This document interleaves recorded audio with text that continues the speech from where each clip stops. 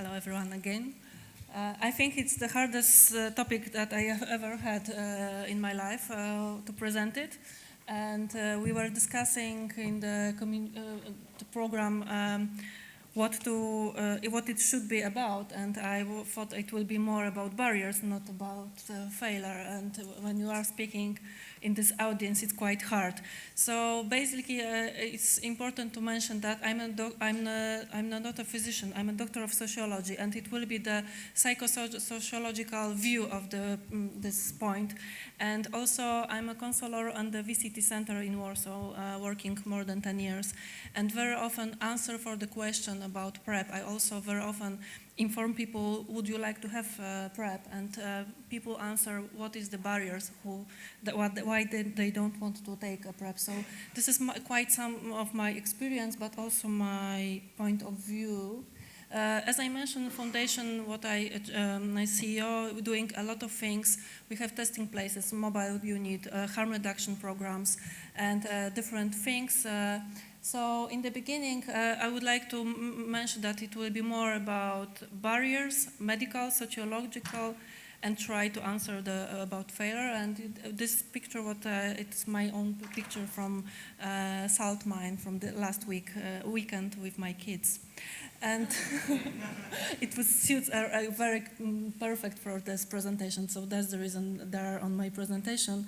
Because for me, PrEP is very long way, but we started and there is a lot of lights between us, and there are many things that is already done, and many things that we have to do. And I would like to start from the medical point of view and barriers that doctors, especially what we see in Poland, that also medical doctors very often do not have basic information about PrEP. And because of Bartosz and Polish guidelines, we have the information about Polish PrEP in the Polish guidelines, but it's not available for free. And you have to know that, and also it's important to mention from the Central and Eastern Europe, what I mentioned in the beginning, that for example, in Poland, we don't have STI clinic. We don't have places that you can take care of your sexual life. So it's also hard to introduce PrEP from GPs, because GPs don't want to talk about sexuality, so why they want to do that? So it's also based on the different research that medical doctors have not enough knowledge about the PrEP and lack of experience. And it was also made huge research from 23 countries, and it was presented by Professor Kowalska on the network group last year, that also in the different country, not only in Poland, but from experience from different country, the doctors just very often saying that it's not only that it's not on the public health, but it's also the barriers. It's that doctors not aware of informal PrEP in their country, and it's also not in their practice to do that. And from other side, this is main what I'm take care in my testing place, that people ask me, do I really need that? And does it really work? And very often they don't have the basic knowledge about how it really works. So saying there is a lot of side effects. I have a liver pain, and what do I need to start it? Where I get it? So there are plenty of barriers from the people that just do not have knowledge about this PrEP, and also don't have real good information. Of course, we have, and many countries have very good PrEP website, but not everyone use it. And there is plenty of websites that you can find different information about it. So even if they start thinking about PrEP, and it's also question about testing, and I will concentrate it later about it a little more. But it's also time for waiting times to start, because not everybody can do it quickly. And it's also important that it's the problem with the geographic accessibility to where you can find it. And very often you have to go 100, 200 kilometers to take it. And if you go there for every month or every 3 months, it's also not so easy. And very often my clients in testing place said, it's complicated. And I said, really? It's complicated? And they said, yes, because I have to do this testing, I have to go to the doctor, I have to buy it, and then have to come again for the next visit. So in the imagination of the PrEP, it's complicated for many people, and I think it's a long way to change it. For Western countries, it was made a lot of campaign, and it's right now easy because people have knowledge about it. But from the other side of Europe, I think we need still a lot of campaign, and it's also hard when you have a homophobic, when you have not kind government, and very often even National AIDS Center do not want to open talk about it because it's too dangerous to talk about it. So there is also different group that we should talk about PrEP. It's not only MSM group, but it's also ID users. And I'm great that in this great conference there will be plenty discussion forum, not only for PrEP, for MSM, because it's obvious for everyone, but also other group. But it's also, I found that some nice research that was informed that only 1/4 of people who are using drugs had heard about PrEP, and they said it's, in their opinion, it's easy, but most of them just do not have knowledge about it.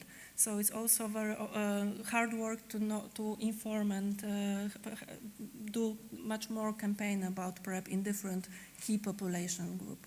And I would like to show you some small research. It's just will present. It's made by Agata Kwiatkowska and Robert Kowalczyk. It's one of the first chemsex research made in Poland. And they ask, it's just a very small part of that. I choose a question from about chemsex and PrEP. And this research was made in the beginning of this year, and it was almost 107 MSM group, chemsex user. 31 people were HIV positive, most of them saying that they're undetectable, and 61% was HIV negative. And when we ask them about how they protect HIV, they say mostly about condoms, but as you can see, only 10% use PrEP. So it's a very small number, and it's chemsex user. And when we ask them how they feel, how they're in the risky group to have HIV, almost half they said that the risky of HIV is very small for them. So they inform that they use condoms, but from other side, only 10% use PrEP. So for me, it's something strange when I know how chemsex is working. So it's also, when we talking about why it doesn't work, I think it's not very often based on the PrEP and pills, but more about testing, because very often it's hard to test correctly before you start PrEP, especially when you have this person. It's one of my cases from the VCT center. It's 35 years old man who want to start PrEP. He's chemsex user, and he has sex even for free. Last unprotected sex was 2 weeks ago. And this is the question: how I should test them to have the correct? Is it possible that he will wait 6 weeks before he start PrEP? How often should I test him? And what kind of test I should use to have clear negative result? And I think it's also very often in our testing places question when we have people who also, I will mention it later, that people using PrEP have break and again want to start PrEP, and it's just a very freestyle of using PrEP. So it's important to think also in the beginning that very often when I found out around one research from this year, but it's only one case, so I said I will not show it because it's one case, it's not enough. But there is information that it wasn't, the person was HIV positive after using PrEP, but the problem is that that person has false negative result. From the beginning. And other, of course, important thing is adherence when you're taking PrEP. And I find some quite new research checking the people how they use PrEP. And it's interesting that it's very depend of the age of a person, how that elder man has better adherence, but also the adherence is changing from the time. So if you take longer time PrEP, the adherence is going down. So it's also a question for me as a person who working on prevention and prophylaxis program, for how long PrEP it will be works. And how long, how it will be looking on the long term of taking it. But because from the beginning it's quite good adherence, but later people try to take it differently, not exactly how they should take it. So this is I think, very important in long term, because we concentrate on the last few years when we see the people taking PrEP, but it questions how long it will work for them, and what about freestyle, because they're starting regularly, but then decided to take it from one time to another time. So it's also, I think, in long-term observation, we will see more positive results, people with PrEP, but it's not about that it's fail from PrEP, but probably it's more about adherence. And of course, it's a question, should we talk about to finish it, or should we inform the person to take it all the time? And there was interesting research about why people stop taking PrEP, and it's very often that they're changing the situation of their life. So they started monogamic relationship, they started using condoms, and they also reduce alcohol and drug taking. So it's also important to remember that for long term, some people just want to change the situation. So it's another question, what I mentioned, when to stop. It's also important to talk about it and how it will looking in the next 10 years, because we have great research from the last few years, but we will see what will be the next. Thank you very much for your question. If you could stay on stage for us. Thank you, Magdalena. I've been told to stand here. Do we have any questions from the floor? No? Do we have any questions from Facebook? Perfect, okay. Thank you very much, Magdalena.